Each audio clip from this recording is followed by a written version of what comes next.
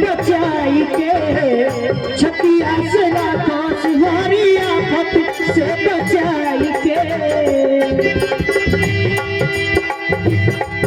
और उमाई के आशीर्वाद हमेशा बना रहे तो कौनो दवाई के काम नहीं है।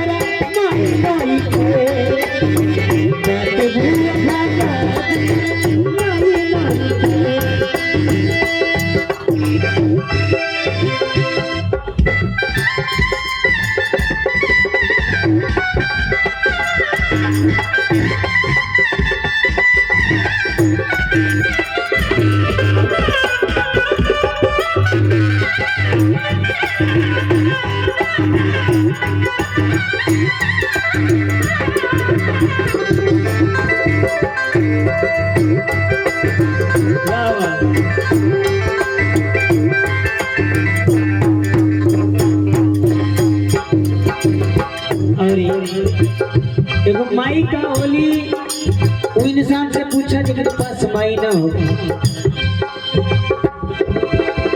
रही रही माई की आवे जावे हमारे बोलिया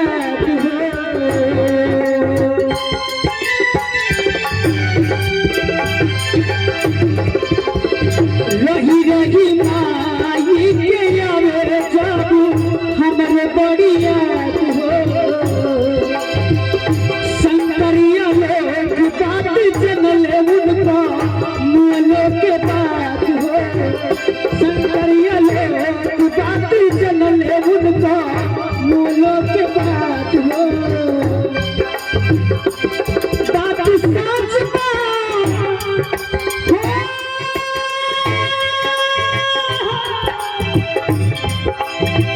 देखिए जब तक माँ बाप है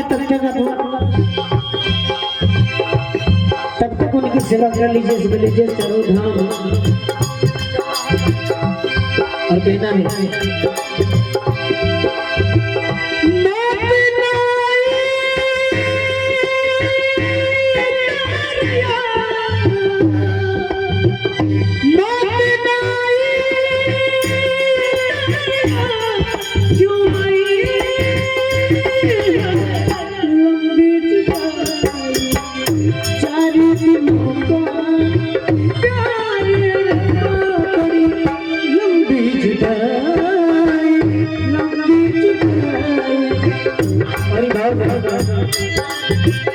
रही रही माई की आवे जब हमर गोरियात हो शंकर ये लोग बात जनल उनका मोलो के बात हो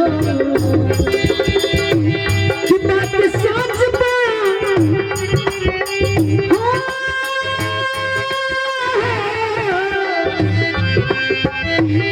बात सच कि घायल जैसा भाई नहीं थे, बात सच कि आशीष जैसा भाई नहीं थे, बात हुआ भगत पर भाई नहीं थे, बात हुआ भगत पर भाई नहीं थे।